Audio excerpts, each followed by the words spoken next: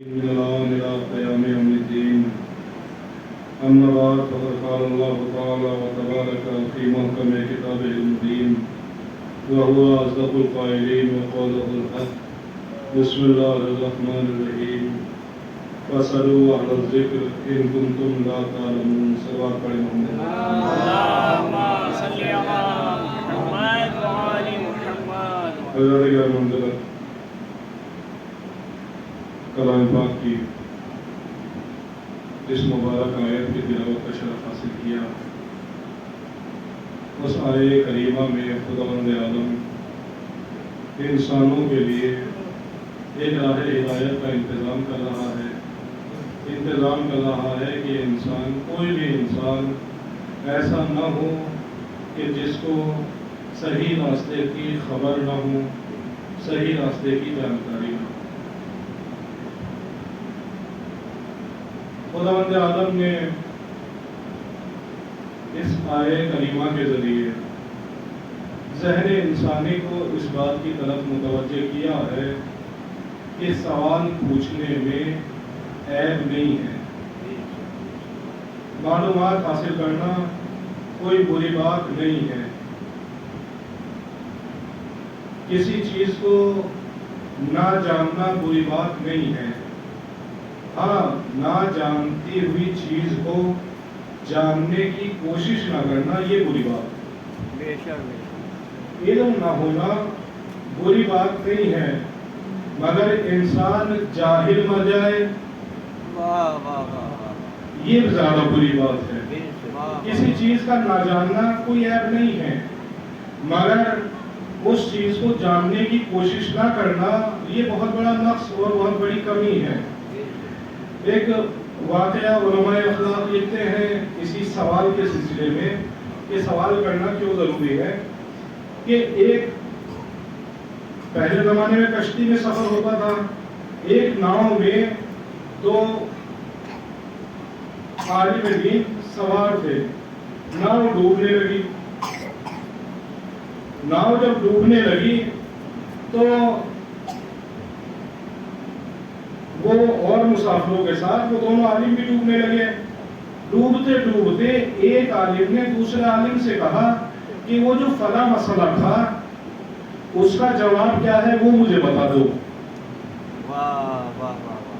دونوں ڈوب رہے ہیں، مگر ڈوبتے ڈوبتے اس ایک عالم نے دوسرے عالم سے کہا کہ وہ جو فلاں مسئلہ تھا اس کا جواب کیا ہے وہ مجھے بتا دو. انہوں نے کہا کہ اب جان بچانے کی فکر کرو، اب مر رہے ہیں، اب بھی تمہیں اس مسئلے کی فکر ہے. تو انہوں نے پلٹ کر کہا کہ کیا یہ بہتر ہے کہ اس مسئلے سے جاہل مر جاؤں یا یہ بہتر ہے کہ اس مسئلے کو جانکار ہو کر مر جاؤں؟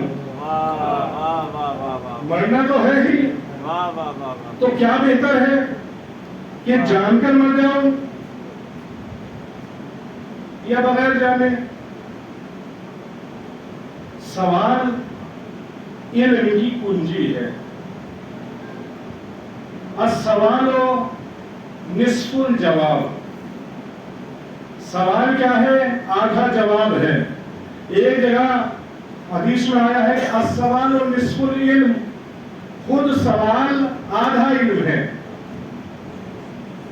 انسان کئی طرح کے ہوتے ہیں. ایک تو وہ ہوتا ہے کہ جس سے مسئلہ معلوم ہے، ایک وہ ہوتا ہے کہ جسے مسئلہ معلوم نہیں ہے، ایک وہ ہے کہ جسے معلوم ہی نہیں ہے کہ اسے معلوم نہیں ہے. ایک تو وہ کہ جو جانتا ہے، ایک وہ کہ جو جانتا نہیں ہے، اور ایک وہ ہوتا ہے کہ جسے یہ بھی نہیں معلوم کہ اسے نہیں پتا. 3 کیٹیگری ہوتی ہے. پروردگار عالم نے ان تینوں کیٹیگریز کو مخاطب کرتے ہوئے ارشاد فرمایا فَاسْأَلُوا أَهْلَ الذِّكْرِ. آپ اہل ذکر سے سوال کرو. اِن كُنتُمْ لَا تَعْلَمُونَ. اگر آپ کچھ نہیں جانتے. اس لیے کہ علم کا پہلا سفر، علم کے سفر کا پہلا قدم وہاں سے شروع ہوتا ہے کہ جہاں انسان کو اس بات کا احساس ہوتا ہے کہ وہ جانتا نہیں.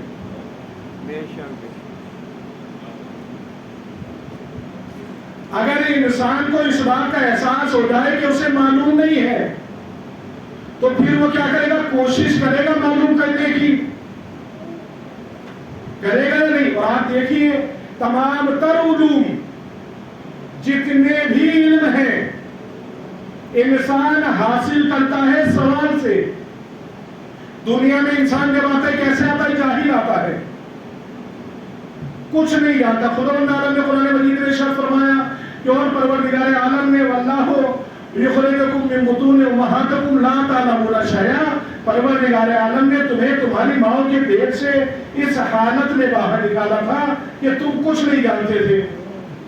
تو پھر یہ انسان علم کے اتنے مراتب پر کیسے پہنچا، اتنے درجات پر کیسے پہنچا، اتنی علمی ترقیاں کیسے ہو گئی، یہ چاند پر کیسے چلا گیا، یہ مارس پر منگل پر کیسے جا رہا ہے، یہ دنیا کو چھوڑ کر اب دنیا سے باہر کی دنیاوں میں کیسے سفر کر رہا ہے. کہا اس کے علمی سفر کی شروعات ہوئی تھی سوال سے. جب وہ دنیا میں آیا کچھ نہیں جانتا تھا، دنیا میں آنے کے بعد اس نے سوال کرنا شروع کیا، یہ کیا ہے، یہ کون ہے، یہ کیوں ہے، یہ کیا، کیوں، کیسے، کب. یہ سوالات جو انسان کے ذہن میں آتے رہے، علم حاصل کرتا گیا. کیوں؟ اس لیے کہ جب تک وہ بچہ تھا اسے معلوم تھا کہ مجھے معلوم نہیں ہے، اور جب وہ معلوم کرنے کی کیفیتوں میں داخل ہوا، اور یہ سائنٹیفک ایک ریسرچ ہے کہ انسان اپنی زندگی کے شروعاتی 2 سال میں اتنا علم حاصل کرتا ہے جتنا آگے کے 60 سال میں حاصل نہیں کرتا.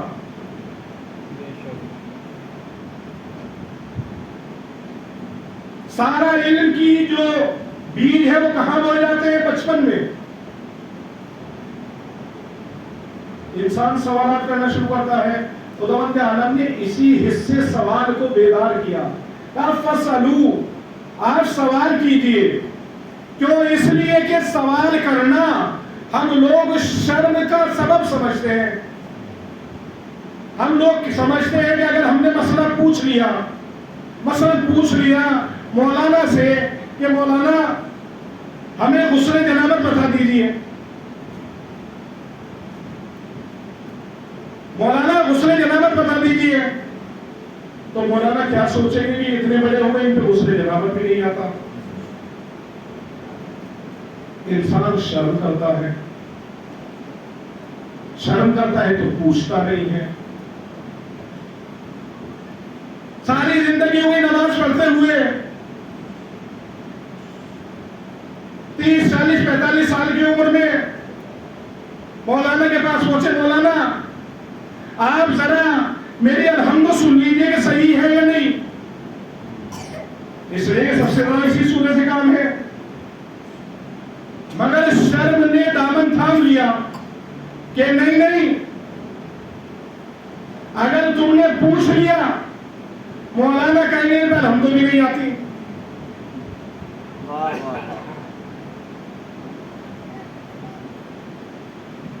وضو،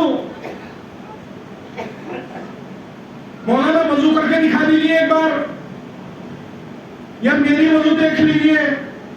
نہیں، شرم نے دامن تھام لیا کہ اگر تم نے پوچھا تو یہ سب مسجد والے سمجھیں گے اس میں وضو بھی نہیں آتی. اور یہی سوچ کر کیا ہوتا ہے، انسان رک جاتا ہے. خداوند عالم نے اس رکے ہوئے انسان کے قدموں کو طاقت دی، دل کو حوصلہ دیا کہ تم یہ سوچ کر نہ پوچھو کہ تم نہیں جانتے، یہ سوچ کر پوچھو کہ خدا کا حکم ہے. جیسے اس نے کہہ دیا اقیموا الصلاۃ، نماز پڑھو، ایسے ہی اس نے کہہ دیا فصلوا، پوچھو. پوچھنے میں شرم نہیں ہے، نہ جاننے میں شرم ہے.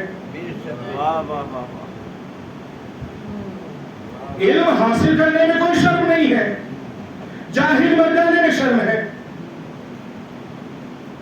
کسی چیز کے ہم لوگ رک جاتے ہیں پوچھتے ہوئے.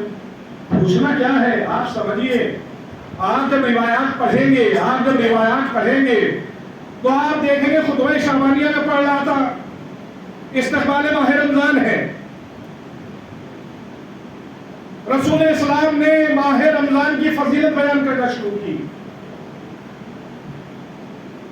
فرمایا قد اقبل الیکم شہر رمضان، تمہارے استقبال کے لیے، ملنے کے لیے وہ مہینہ آ رہا ہے جو اللہ کا مہینہ ہے. انفاسکم فیہ تسبیح، اس مہینے میں تمہاری سانسیں تسبیح ہے. وَنَوْمُكُمْ فِيهِ عِبَادَةٌ، اور تمہارا سونا عبادت ہے. ماہ رمضان میں سانسیں تسبیح، سونا عبادت. رسول خطبہ بیان کر رہے تھے، اتنے میں اس مجمع سے وہ شخص اٹھا کہ جو ساری دنیا کے سامنے سلولی کا دعویٰ کرتا ہے. مجھ سے پوچھو، مجھ سے پوچھو، مجھ سے پوچھو. وہ اس مجمع میں کھڑا ہو گیا اور ایک سوال کر لیا رسول سے. آپ سوچئے کہ ابھی کوئی مولانا تقریر کر رہے ہو، میں تقریر کر رہا ہوں، آپ کھڑے ہو جائیں بیچ تقریر میں اور ایک سوال کر لیں اسی تقریر سے ریلیٹڈ، تو 4 لوگ آپ کو روکیں گے، آپ خود ہی سوال کرتے ہوئے جھجکیں گے کہ بھئی اچھا نہیں ہے، مناسب نہیں ہے. لیکن مولا کائنات جھجکے نہیں. کون ہے وہ جو باب العلم، جو سوال کرنے سے پہلے جواب دیتا ہو، جو ایک ایک سوال کے 10 جواب دیتا ہو.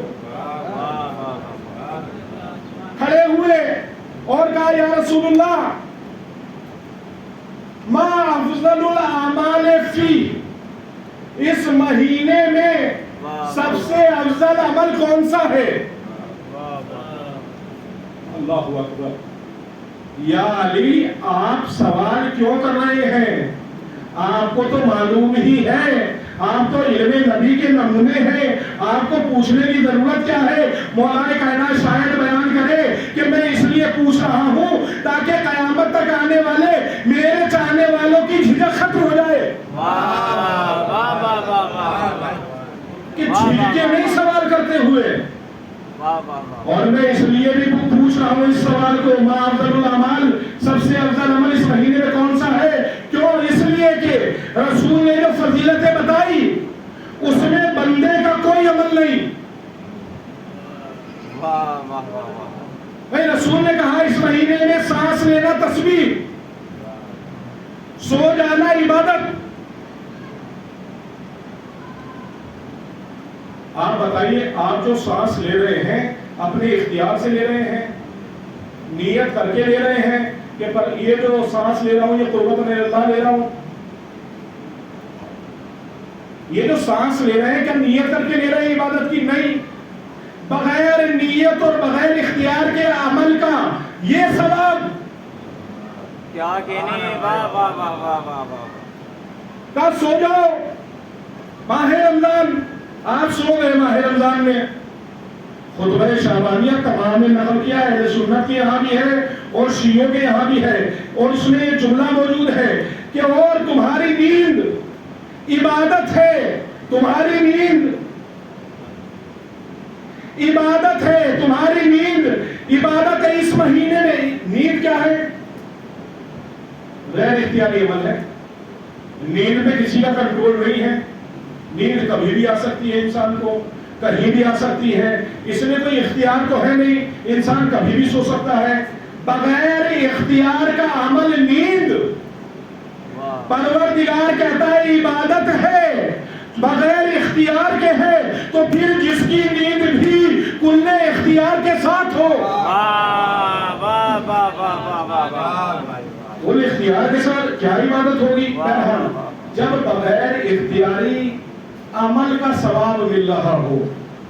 اس لمحے مولا کائنات نے سوال کیا یا رسول اللہ یہ تو وہ ہیں جو بغیر ارادے کے عمل کیے جاتے ہیں، اگر کوئی ارادے کے ساتھ عمل کرنا چاہے تو سب سے بڑا عمل کیا ہوگا؟ رسول اسلام کو بتانا چاہیے تھا مثلا کہ نماز، صدقہ، افطار. افطار بھی بہت بڑا عمل ہوتا ہے رمضان میں. افطار کرانا، ایک درود پڑھتے محمد و آل محمد.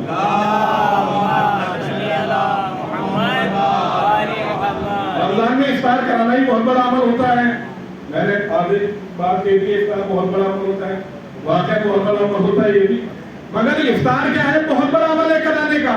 رسول نے افطار نہ افطار بتایا, نہ نماز بتایا, نہ روزہ بتایا, ایک جملہ کہا الورع, کہ انسان اللہ کی شرم کرے. سب سے بڑا عمل کیا ہے؟ اللہ کی شرم کرے. کتنے ایسے گناہ ہیں جن سے ہم صرف اس لیے رکے ہوئے ہیں کہ لوگوں کی شرم کرتے ہیں. مولائے کائنات سے رسول اسلام نے فرمایا کہ پروردگار کی شرم کرے انسان کہ وہ دیکھ رہا ہے.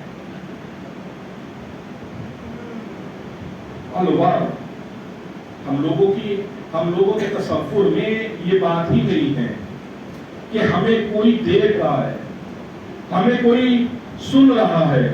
ہم لوگوں کے تصورات میں بھی یہ بات نہیں ہوتی کہ ہمیں کوئی دیکھ رہا ہے. آپ دیکھتے بھی ہوں گے رمضان میں کہ دو لوگوں میں جھگڑا ہوتا ہے, آپس میں کہتے ہیں کہ یہاں نہیں, مسجد سے نکلو تب بتائیں گے. امام بارگاہ میں جھگڑا ہو جائے, کہتے ہیں بھائی یہاں نہیں, باہر بتائیں گے تمہیں. یہ کون سا حسین, یہ کون سا خدا ہے جو مسجد یا امام باڑے میں ہی رہتا ہے؟ جو خدا مسجد میں ہے وہی باہر بھی تو ہے. وہی خدا ہر جگہ ہے.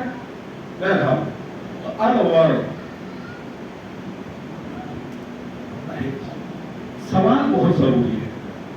سوال اٹھ رہے ہیں ذہن میں تو سمجھیے کہ انسان زندہ ہے.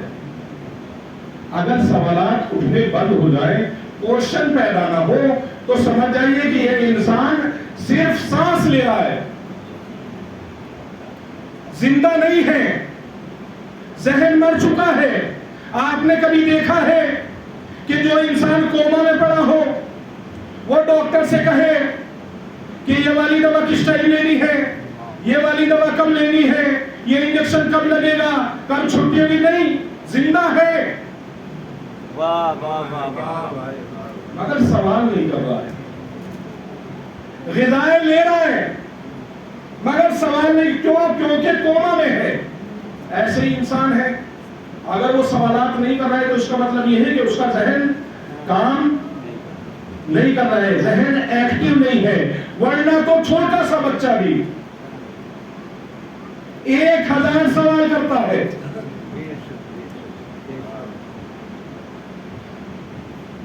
اللہ نے اسی حص کو بیدار کرنے کے لیے کہا فَسَلُوا, آپ سوال کیجئے اہل ذکر, مگر ہر کسی سے نہیں.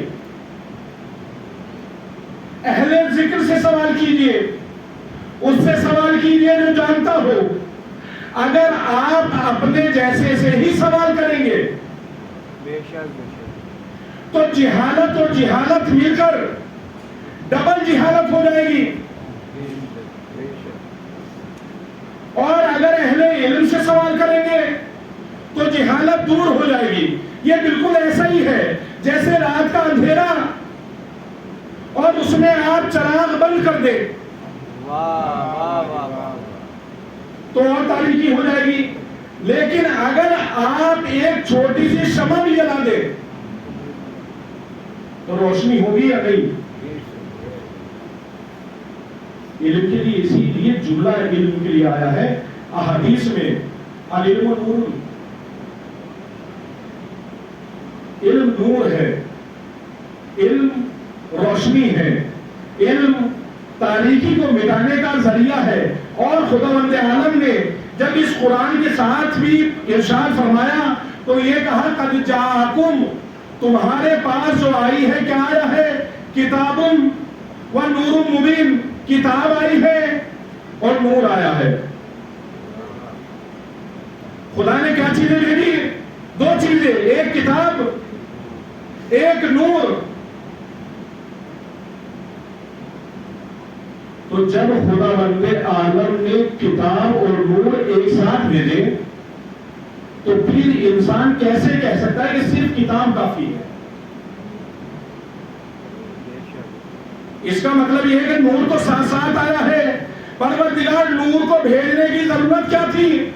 تو خدا کہے کہ اگر اندھیرا ہو جائے تو کتاب کتنی بھی اچھی ہو واہ واہ واہ واہ واہ واہ واہ، فائدہ نہیں دے گی، روشنی ہوگی واہ واہ واہ واہ، تو تم کتاب پڑھ پاؤ گے۔ کتاب دے، یہ کتاب کافی ہے، دھیان سے سنیے گا، کتاب نور کے ساتھ ہے اور نور مومن کے دل میں رکھا گیا ہے۔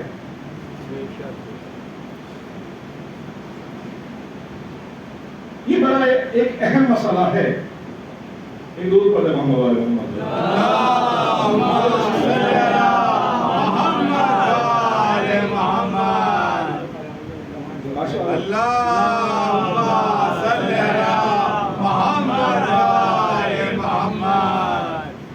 ایک دور پڑھے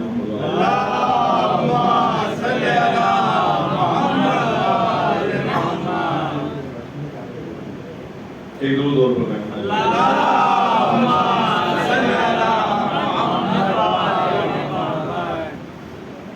یہ ایک بڑا مسئلہ ہے ہماری قوم کے اندر، خاص طور پر ایران میں ایک مجلس ہو رہی تھی، میں نے شاید پہلے بھی ہے مسئلے کو پڑھا ہے، اس بات کو پڑھا ہے پہلے بھی شاید، یہ تقریر ہو رہی تھی، مولانا ممبر پہ پہنچے، وہاں سامنے ایک شخص بیٹھا تھا، وہ کھڑا ہوا، اس نے کہا کہ جو جہاں ہے وہاں سے ایک ایک قدم آگے آ جائے۔ انہوں نے اتنی بات کہی، مولانا ممبر سے اتر آئے، کہا کیا ہوا، تقریر کیوں نہیں کر رہے ہیں؟ کہا مجلس تو ہو گئی۔ کہا کیا مطلب؟ کہا 1,24,000 پیغمبر اور 12 اماموں کا پیغام ہی یہ تھا کہ جو جہاں ہے وہاں سے آگے آ جائے۔ تو جہاں ہے وہاں سے آگے بڑھے، اسی منزل پر رہ جائے۔ ہم لوگ پیچھے رہ جاتے ہیں، ہم لوگ پیچھے بیٹھنے کو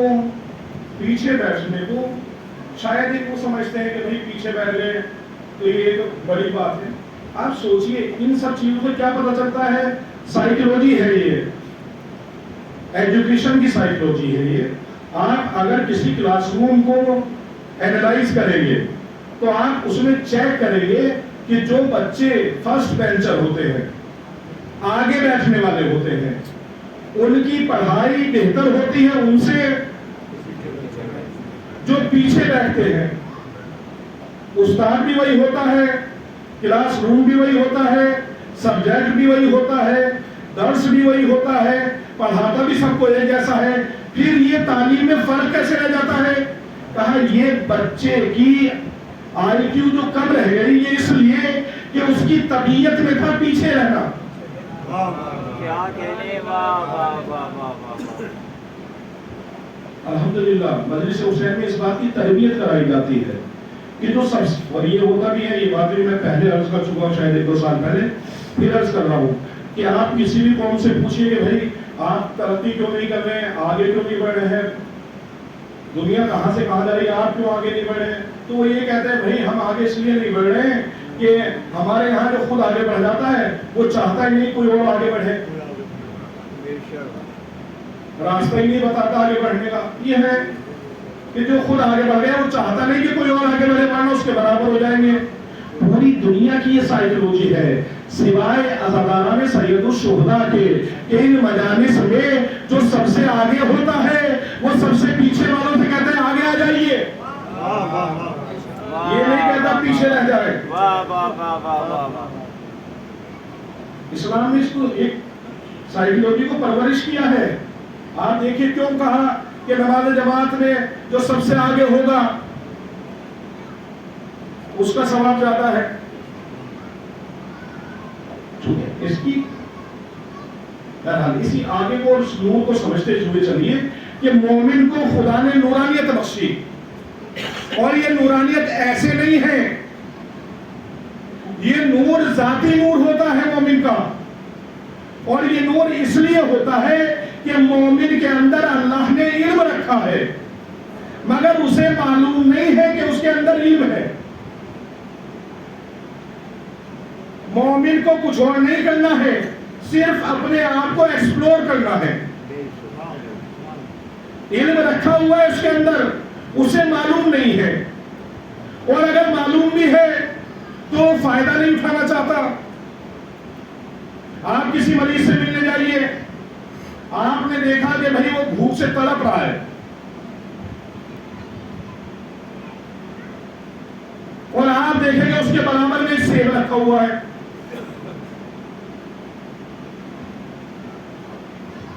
آپ نے کہا بھائی چہرہ ایسے کیوں ہو رہا ہے؟ کہا بھوک لگ رہی ہے. کہا یہ سیب رکھا ہے، یہ کیوں نہیں کھا رہے ہو؟ کہا یہ سیب آپ عام سیب سمجھ رہے ہیں، اس کے جیسا سیب پوری دنیا میں نہیں ہے، ایسا سیب کسی کے پاس نہیں ہے. یہ پوری دنیا چھان ماریے، ایسا سیب نہیں ملے گا. اتنے اس کے اندر بہتری ہے کہ اگر کوئی کھا لے ذرا سا بھی، بالکل اسے کبھی بھوک نہ لگے، ہر بیماری دور ہو جائے. تو آپ کہیں گے نہیں کہ اگر اتنا اچھا اور اتنا عمدہ سیب ہے تو آپ کھاتے کیوں نہیں؟ نہیں کھائیں گے نہیں، اس کے فضائل بتائیں گے جو آئے گا. اہل بیت علیہم السلام ہم شیعوں کے لیے اسی سیب کی طرح ہے. ہم کہتے رہیے میں باب العلم تھے، ہر علم ان کے پاس تھا، تو کوئی پوچھ لے تو فائدہ کیوں نہیں اٹھاتے؟ نہیں فائدہ نہیں اٹھائیں گے، جو آئے گا اسے بتائیں گے. تو کوئی کہے گا اس کا مطلب یہ کہ عقل سے استعمال ہے ہمارے پاس. قرآن مجید میں سورہ حدید میں مومن کے نور کے بارے میں ارشاد ہوا ہے.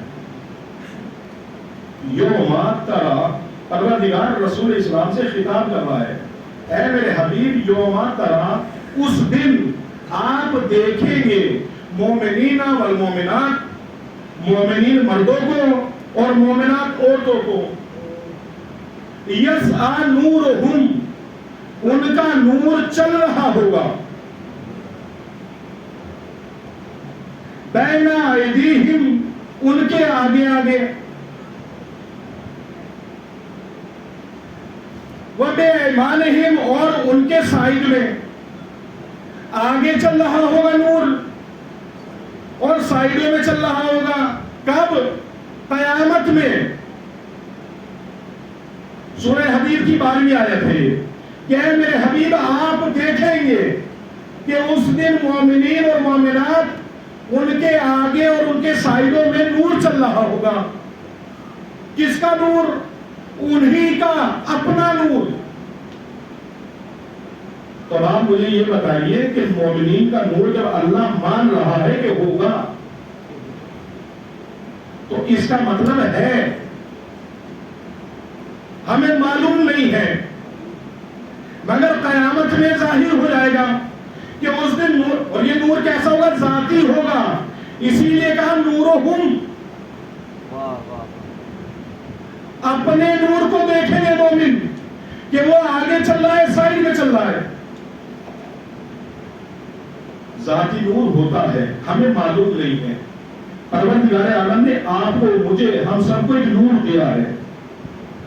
وہ نور ہمارا پرسنل ہے، اللہ کی طرف سے عطا کرتا ہے، اور اس میں کوئی اشکال بھی نہیں ہونا چاہیے. وہ چاہے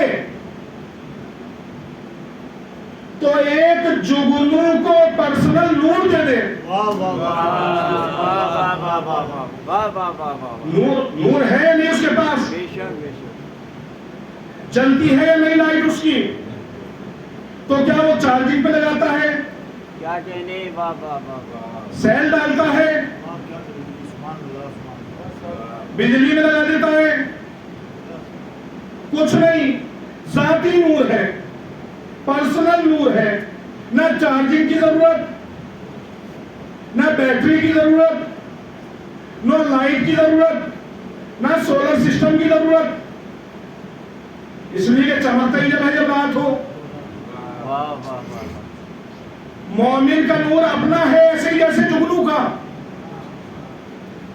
चमकता कब है? जब रात हो जाए। कभी एहसास कीजिएगा जब मुश्किलें चारों तरफ से घेर ले और ईमान बेचकर जिंदगी आसान होने वाली हो, वाह वाह वाह, तब ये नूर निकलता है। वाह वाह वाह वाह वाह, क्या कहने, वाह वाह वाह वाह, ये नहीं गुमराह ना हो जाना, वाह वाह वाह वाह, भटक ना जाना, मुश्किलात खत्म हो जाएंगी, ईमान चला जाएगा। वाह वाह वाह, ये नूर हिदायत का है, जुगनू को दिया अल्लाह ने। और अल्लामा इकबाल ने, जो माशी जी मौजूद हैं, इन्होंने भी पढ़ी होगी, आप लोगों ने भी जो उर्दू पढ़े हैं, अगर उर्दू पढ़े हैं तो शुरुआती किताबों में एक नज्म है, जुगनू और बुलबुल। उर्दू जिन्होंने पढ़ी है वो जानते हैं, सिलेबस में है। उसमें अल्लामा इकबाल कहते हैं कि पेड़ की टहनी पर एक बुलबुल उदास बैठा था। क्यों उदास बैठा था? कि रात सर पर आई, दिन चुगने और उड़ने में गुजरा। जाऊंगा अपने घर किस तरह, चारों तरफ छा गया अंधेरा। जो एक बुलबुल पूरी रात पूरा दिन घूमता फिरा, दाने चुगता फिरा, रात हो गई, अब रात होकर उदास बैठ गया। क्यों? इसलिए कि अंधेरा था, तारीकी थी। पहुंचूंगा कैसे आशिया तक, हर शय पे छा गया अंधेरा। कि अब मैं अपने घर कैसे जाऊं, हर चीज पर अंधेरा। जुगनू उदास बैठा था, अल्लामा बुलबुल उदास बैठा था। अल्लामा इकबाल कहते हैं वहीं से एक जुगनू उभरा। उस जुगनू ने कहा उदास ना हो, मैं तुझे तेरे आशिया तक पहुंचाऊंगा, मैं तुझे तेरे घर तक पहुंचाऊंगा तुझे आशिया तक। खुदा ने, खालिक ने मुझे दिया बनाया। वाह वाह वाह वाह वाह, जुगनू कहता है बुलबुल से, मैं तुझे पहुंचाऊंगा आशिया तक, इसलिए कि अल्लाह ने मुझे क्या बनाया? दिया बनाया। अब आप मुझे ये बताइए कि क्या बुलबुल की और जुगनू की आवाज एक है? क्या उनकी बोलचाल एक है? क्या उनकी लैंग्वेज एक है? क्या नहीं? फिर ये जुगनू बुलबुल की आवाज सुनकर क्यों आया? उदास बैठा था, बैठा रहने देता? कहा नहीं, जुगनू इसलिए आया क्योंकि जुगनू है जाती नूर वाला, और जो नूर वाला हो वो बेनूरों को उदास नहीं देख सकता।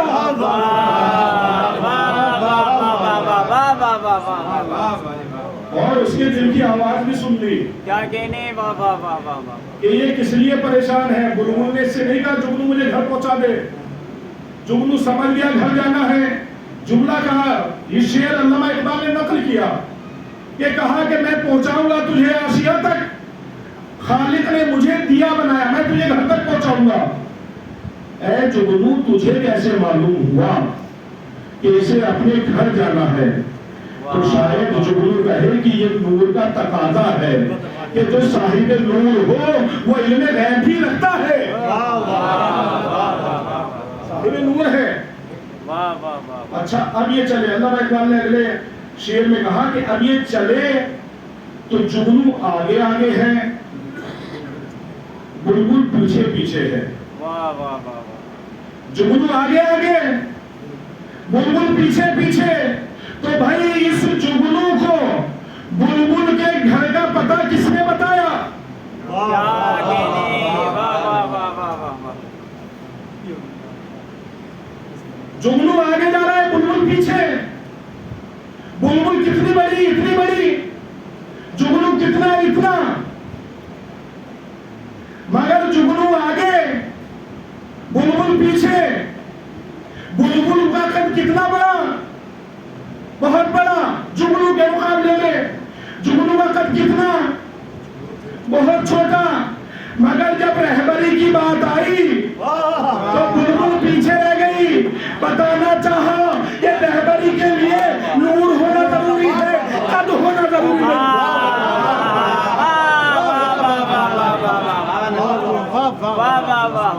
کیا کہنے قادسی رحمت کا پتہ نہیں چلے گا. سبحان اللہ. واہ واہ واہ. نور سے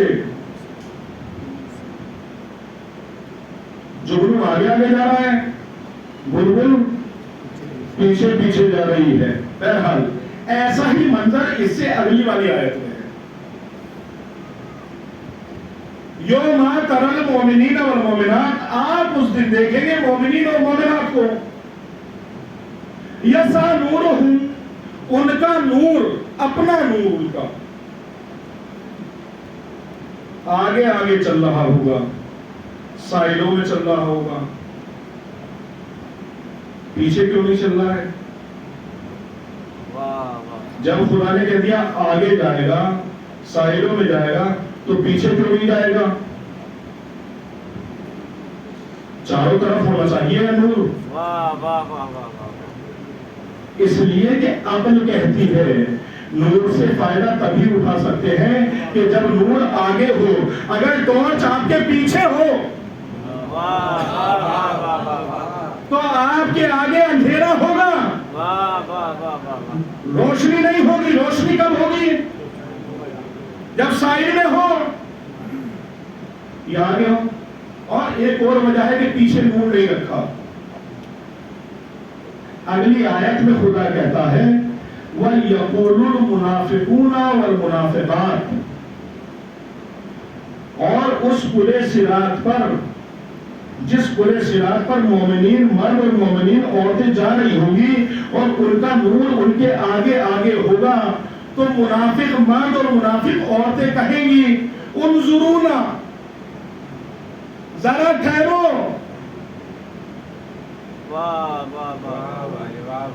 اس کا مطلب یہ ہے کہ مومن مرد اور مومن عورتیں آگے, منافق مرد اور منافق عورتیں پیچھے. اور نور کن کے آگے چل رہا ہے؟ مومنین کے. اگر پیچھے بھی ہوتا تو یہ منافق کبھی نہ کہتے ذرا ٹھہرو. نہیں, یہ اپنی طرف سے نہیں پڑھ رہا ہوں میں. نقتبس من نورکم, ہم بھی تمہارے نور سے فائدہ اٹھا لیں. منافق مرد اور عورتیں کہیں ذرا ٹھہر جاؤ, ہم بھی تمہارے نور سے فائدہ اٹھا لیں. یہ بات کب کہی جاتی ہے؟ جب دو لوگوں میں سے صرف ایک کے پاس ٹارچ ہو کہ رکو ہم بھی تمہارے ساتھ چلیں. یہاں پر کہنے دیجئے کہ جب قیامت میں مومن کے نور کا یہ عالم ہوگا تو جو امیر المومنین ہوگا اس کا نور کیسا ہوگا؟ یہ کہنے ذرا ٹھہرو انظرونا, 13ویں آیت ہے سورہ حدید کی. نقتبس من انوارکم, ٹھہرو ہم تمہارے نور سے تھوڑا فائدہ اٹھا لیں. اب یہ مومنین کیا کہیں گے؟ رک جائیں گے, ایک جملہ کہیں گے فرجعوا وراءکم, تم واپس لوٹ جاؤ دنیا میں. فالتمسوا نورا, اور جا کر نور کی بھیک مانگو. یہ قرآن ہے, کسی شیعہ کی حدیث کی کتاب نہیں ہے. منافقوں سے کیا کہیں گے مومن؟ فرجعوا وراءکم, لوٹ جاؤ دنیا میں. فالتمسوا نورا, اور نور مانگو. اس کا مطلب یہ ہے کہ دنیا میں کوئی تھا جو نور دے رہا تھا, انہوں نے نہیں لیا.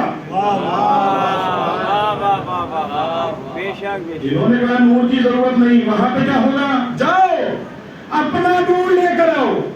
اور یہاں پر خداوند عالم ارشاد فرماتا ہے اسی آیت میں فَضُرِبَ لَهُمْ سُورٌ, پر جب یہ گفتگو یہاں تک آئے گی ہم ان کے درمیان دیواریں کھڑا کر دیں گے, مومنوں کے چاروں طرف دیوار بنا دیں گے.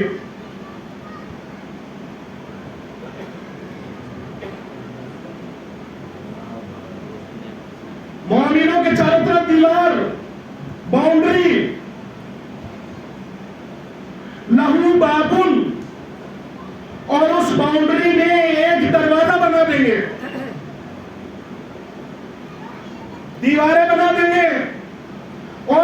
باہر میں ایک دروازہ بنا دیں گے، ایک طرف مومن ایک طرف منافق، بیچ میں دروازہ. یہ فرق دروازے کا وہاں نہیں ہے، یہاں بھی ہے. مومن اور منافق کے درمیان دروازے کا ہی فرق ہے. اب یہ دروازے پر سے آواز دیں. اس اگلی آیت میں ارشاد فرماتا ہے اللہ ینادوہم،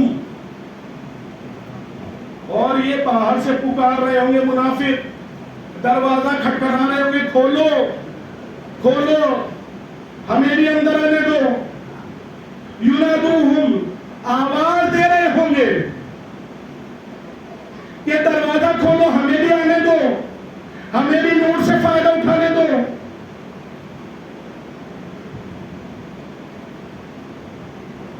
یہ دروازہ ایسا ہوگا کہ جس کے دو رخ ہوں گے. ہر دروازے کے دو رخ ہوتے ہیں. کوئی بھی دروازہ دیکھیے آپ، دو رخ ہوتے ہیں، ایک اندر کی طرف ایک باہر کی طرف، مگر دونوں رخ ایک جیسے ہوتے ہیں. وہی چیز اندر ہے، وہی چیز باہر ہے. مگر قرآن کہہ رہا ہے کہ اس دروازے میں باطنہ رحمہ، اندر کی طرف رحمت ہوگی اور باہر کی طرف عذاب ہوگا. باہر کون ہے؟ منافق. اندر کون ہے؟ دروازہ ایک ہے مگر مومنوں کے لیے رحمت، منافقوں کے لیے عذاب. یہ آواز دے رہے ہمیں بھی آنے دو، ہمیں بھی آنے دو، ہمیں بھی آنے دو. سوچ رہے ہوں گے کہ جب دنیا میں رسول نے کہا تھا انا مدینۃ العلم وعلی بابها، جب تو ہم نے کہہ دیا تھا کہ فلاں دیوار ہے، اب دیوار کام نہیں آ رہی. اسی کو نہیں دیکھا کہ دیوار پیٹ رہا ہو. ہم کہہ رہے قرآن کہہ رہے کہیں گے دروازے پر کھڑے ہو گے ینادوہم، آواز دے رہے ہوں گے کھولو ہم بھی آ جائیں. کہاں؟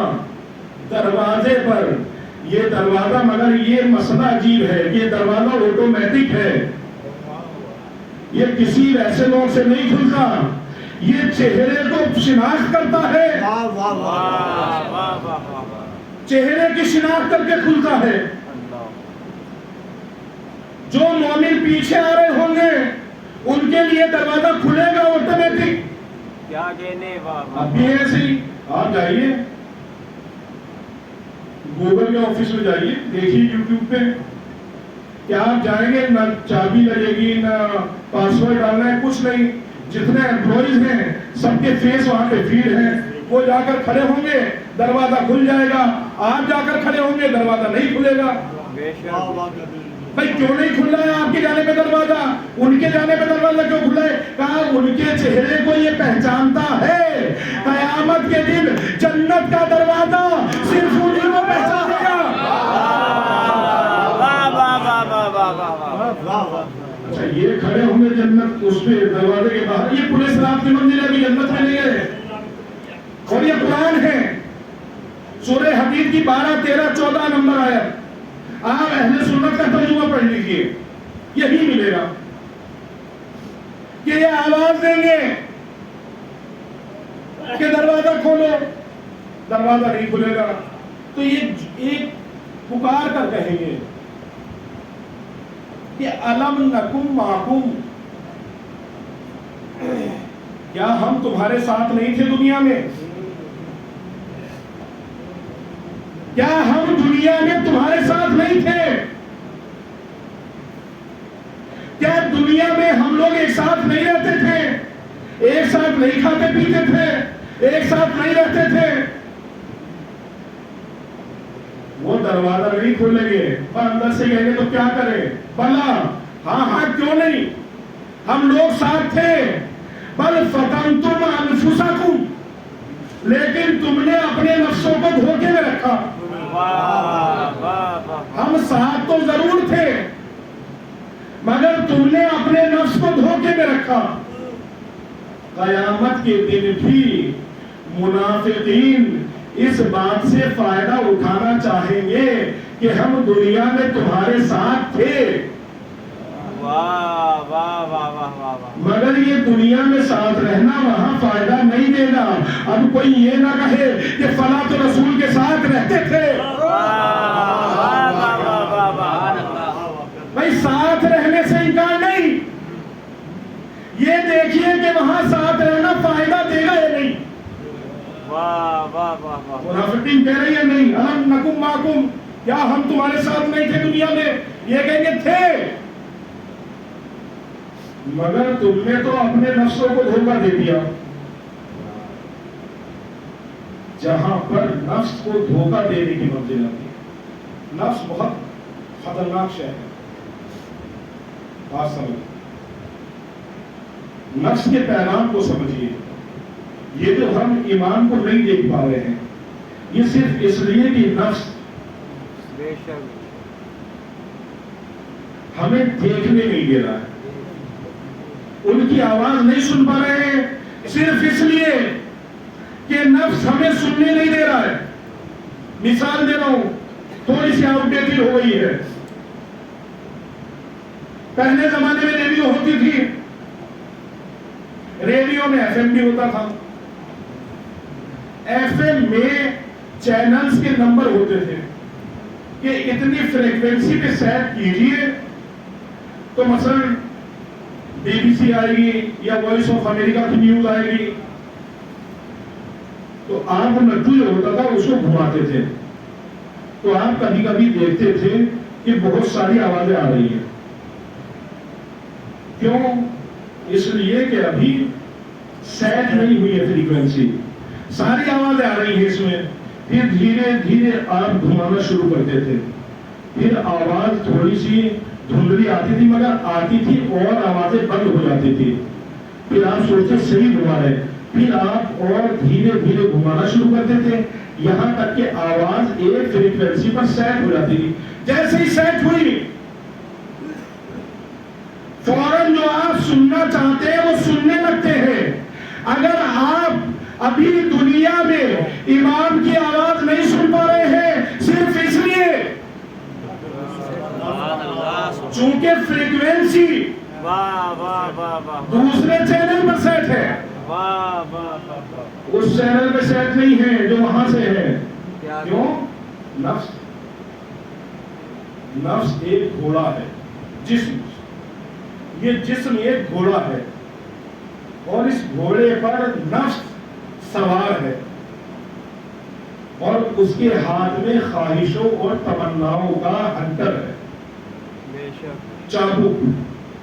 اور یہ نفس جس کے ہاتھ میں تمناؤں کا چابک ہے, یہ اس گھوڑے کو, جسم کے گھوڑے کو مار رہا ہے. گھوڑا اور تیز دوڑ رہا ہے, یہاں تک کہ دوڑتے دوڑتے گھوڑے میں طاقت نہیں بچتی کہ اور دوڑے. گھوڑا گر جاتا ہے, یہاں تک کہ مر جاتا ہے. جیسے ہی مرتا ہے نفس اتر جاتا ہے. تمنائیں, یہ خواہشیں, یہ آرزویں, یہ سب کے سب ہمارے اوپر نفس کے ہنٹر ہیں, چابک ہے. پہلے انسان سوچتا ہے ایک گھر ہو جائے, پھر ایک گھر ہو جاتا ہے تو پھر سوچتا ہے ایک اور ہو جائے, پھر ہو جاتا ہے سوچتا ہے کچھ اور ہو جائے. پہلے سوچتا ہے صرف نوکری ہو جائے, پھر نوکری ہو جاتی ہے تو سوچتا ہے اوپر کی کمائی ہو جائے. پہلے سوچتا ہے مثلا کہ فلاں چیز لے آئے, وہ چیز لے آتے اس سے بہتر لے آئے. یہ تمنائیں کبھی رکتی نہیں ہے, یہ چابک چلایا جاتا ہے نفس,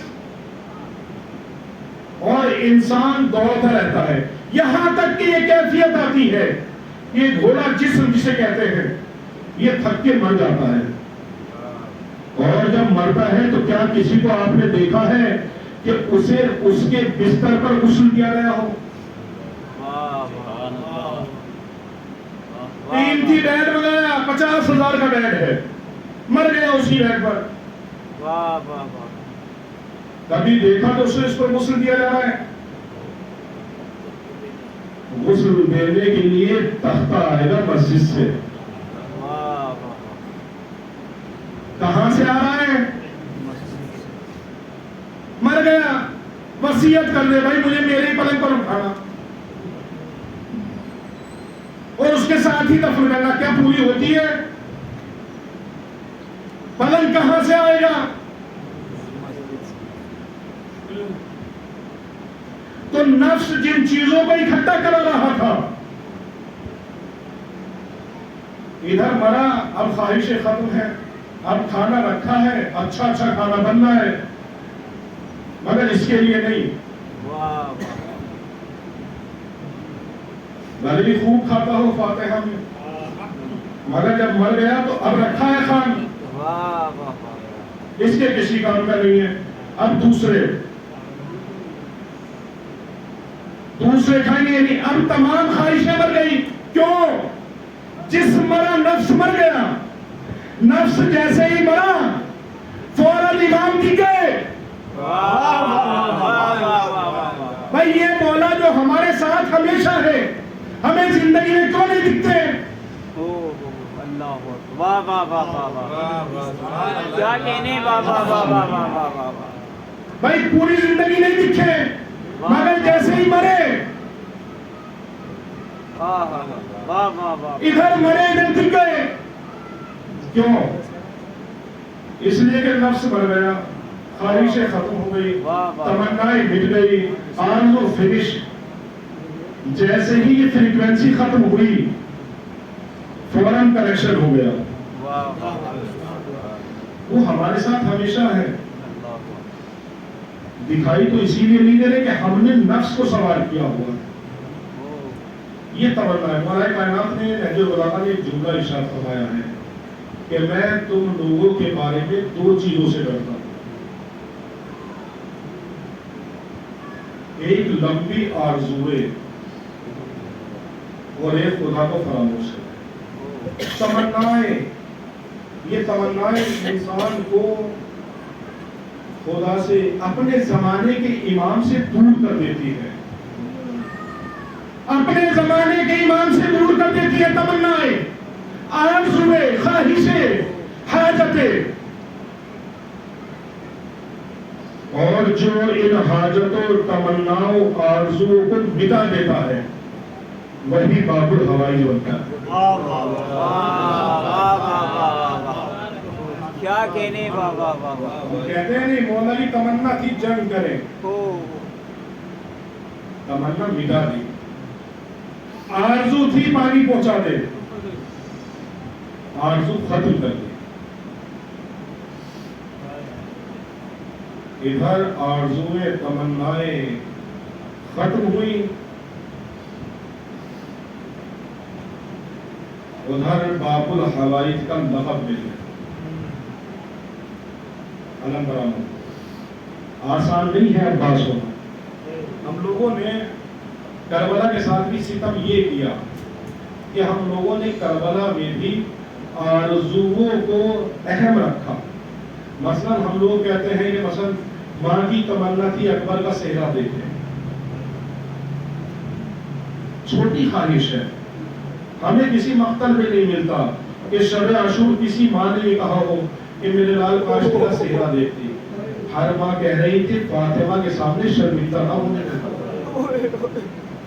جان دینی ہے کل تمہیں۔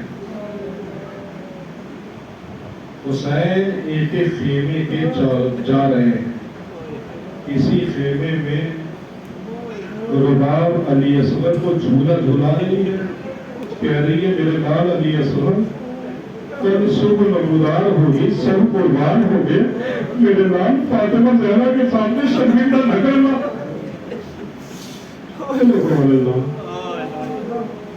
کسی خیمے میں لیلا علی اکبر کو سمجھا رہی ہے، علی اکبر کل سب لوگ قربان ہوں گے، اے میرے لال ایسا نہ ہو فاطمہ پوچھ میں لیلا اکبر کیا آتا ہے، حسین کیا آتا۔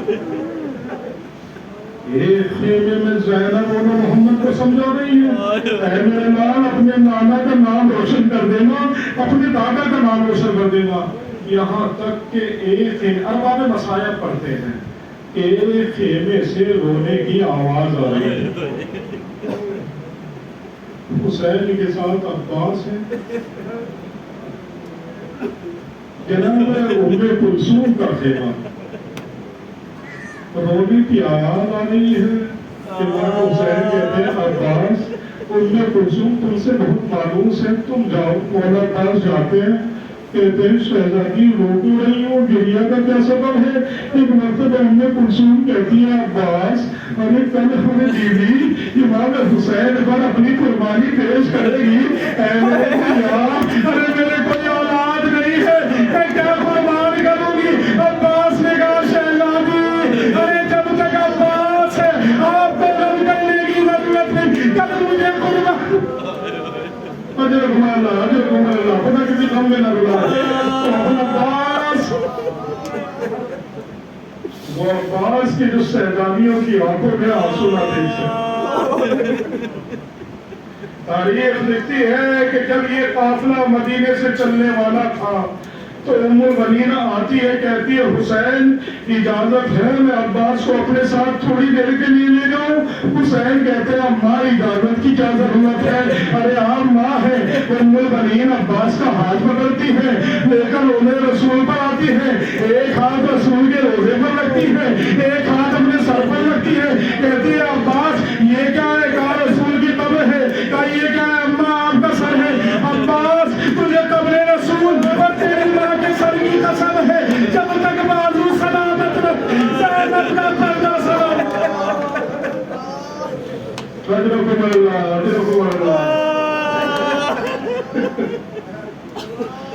अब्बास जब तक ये बाजू सलामत रहे पर्दे पे आँच ना आए। तारीख लिखती है कि रोज़े आशूर नमूदार हुई, एक एक करके हुसैन के असहाब जाते रहे, लाशें आती रही। असहाब के बाद अंसार की नौबत आई, अंसार जाते रहे, लाशें आती रही। अंसार के बाद घरवालों की नौबतें आई और मोहम्मद गए, एक तमाशा अब्बास ने उठाया, एक तमाशा हुसैन ने उठाया। कासिम गए, चादर हुसैन ने बिछाई, टुकड़े अब्बास ने उठाए। एक शहीद को लाने में हुसैन के साथ अब्बास रहे। एक मकाम ऐसा आया हुसैन को अब्बास बहुत याद आए। अरे जब अली अकबर की लाश पर जाकर बैठे, नहर का रुख किया अब्बास, शहीद को तुमने उठाया। ए मेरे भैया, अरे जवान का लाशा कैसे उठाऊं? चंद जुमले मसाइल के मेरे अजीज अब्बास क्या थे? तारीख लिखती है एक एक शहीद होता है। अब्बास आकर हुसैन के सामने हाथ जोड़कर खड़े हुए, तो भैया मरने की इजाजत दे दीजिए। हुसैन अब्बास को देखते हैं, कहते मेरे भैया अरे तुझे मरने की इजाजत कैसे दे दूं? तू तो मेरे लश्कर का नंबरदार है। अब्बास ने भाई जान ने देखा, भाई जान ने देखा, कहा भैया अरे वो लश्कर ही कहाँ है जिसका मैं अलमदार था? अब जहाँ लश्कर है वहीं अलमदारी करूंगा। हुसैन मरने की इजाजत नहीं देते। एक जुमला कहते अब्बास मेरे साथ आओ। अब्बास का हाथ पकड़कर खेमे सकीना में लेके आते हैं, कहते हैं अब्बास मरने की इजाजत देता हूँ मेरे भाई, मगर सिर्फ शर्त ये है अरे सकीना के लिए पानी का इंतजाम कर दो, सकीना के लिए पानी का इंतजाम करो। तारीख लिखती है अब्बास जमीन पर बैठ गए, सकीना को हाथ के इशारे से बुलाया, सकीना दौड़ी हुई आई, सकीना दौड़ी हुई आई, आई कहा मेरे लाल अरे मस्कीना ला दो, तुम्हारे लिए पानी ला दो। सकीना के पास अब सकीना अब्बास के पास मस्कीना लेकर आई, मगर कहती हुई आ रही थी ऐ बच्चों अरे अब ना लो, मेरा चाचा पानी लेने जा रहा है, अरे अब तुम्हारी प्यास मिट जाए, अब तुम्हारी प्यास मिट जाएगी। तारीख लिखती है कि अब्बास चलना चाहते हैं, ज़ैनब रोक देती है, ज़ैनब रोक देती है, कहती है अब्बास अरे जब बचपन में मुझे बाबा ने कहा था ज़ैनब एक वो जमाना आएगा अरे तेरे बाजुओं में रस्म बांधी जाएगी, मैं सोचती थी अरे जिसका अब्बास जैसा भाई हो उसके शानों में रस्म कौन बांधेगा? अब्बास अरे अब तुम जा रहे हो मेरे भैया, زینب کیا کر کے تاریخ لکھتی ہے عباس چلے حسین نے عالم سے کچھ لٹایا کچھ لکھا تاریخ لکھتی ہے عباس نے جا کر مشیدہ بھرا مشیدہ لے کر نکلے ہاتھ قلم ہوئے علم نیچے آنا شروع ہوا علم نیچے آیا عباس نے مشکیزے کو دانتوں سے سنبھال لیا گھوڑے کے کان میں جملہ کہا ہے اسمِ وفا ارے عباس کی کوئی تمنا نہیں ہے بس کسی طرح مجھے خیمے میں پہنچا دے پھر کوئی زحمت نہ دوں گا گھوڑا دوڑنا شروع کرتا ہے شمر کہتا ہے عباس کی جان عباس میں نہیں ہے ارے مشق میں تیر چلاؤ ابھی علم برابر ہوا چند جملے ہیں تیر چلاؤ اور جو تیر چلے ایک تیر آ کر مشق سکینہ میں لگتا ہے مشق سکینہ میں تیر لگا پانی بہنے لگا عباس نے بہتے ہوئے پانی کو دیکھا سکینہ کی تمنا رہتی نظر آئی ارے گھوڑے کے کان میں کہا اے اسمِ وفا ارے واپس مقتل میں لے جا اب عباس کیسے جائے گا تاریخ لکھتی ہے ایک گرز پڑا عباس نیچے آئے پوری شہادت نہیں پڑھنی ہے عباس نیچے آئے نیچے آتے آتے آواز دی اے میرے آقا آخری سلام ہو آخری سلام ہو اللہ حسین پر اس آواز کا تیرا اثر پڑا ایک اثر حسین پر پڑا ایک زینب پر پڑا ایک سکینہ پر پڑا ارے جیسے ہی آواز آئی حسین نے کمر تھام لی عباس کمر ٹوٹ گئی بھائی ارے زینب کی چادر اتر گئی سکینہ کا مشکینہ گیا خدای نامت و سلامت رکھے تاریخ لکھتی ہے حسین کمر پکڑے عباس کے نزدیک پہنچے عجیب حال میں دیکھا عباس کی آنکھ میں تیر ہے ہاتھ کٹے ہوئے ہیں اٹھا کر زانو پر سر رکھا عباس نے سر کو ہٹا لیا حسین نے کہا میرے بھیا ارے آنے میں دیر ہو گئی ناراض ہو کیا کہا نہیں میں سوچ رہا ہوں میرا سر آپ کے زانو پر ہے ارے آپ کا سر کس کے چند جملے ہیں بس دو سے تین جملے ہیں مجلس تمام کر رہا ہوں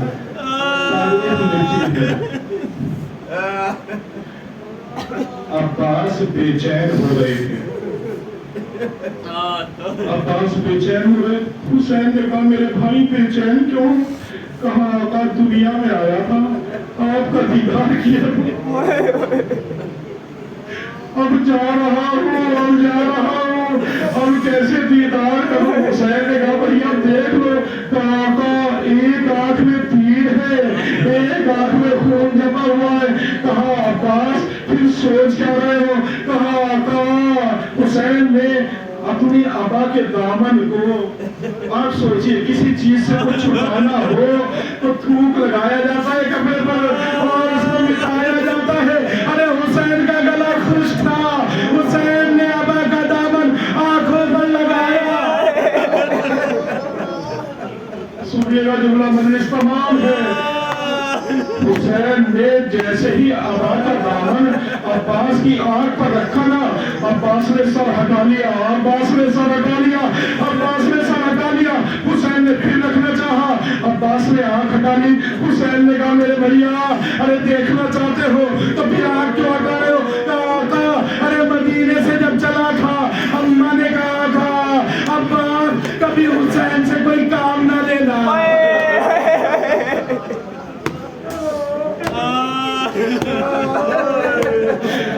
حسین تو غلام ہے وہ آقا ہے ارے کبھی فاطمہ کے نام سے کوئی کام نہ لے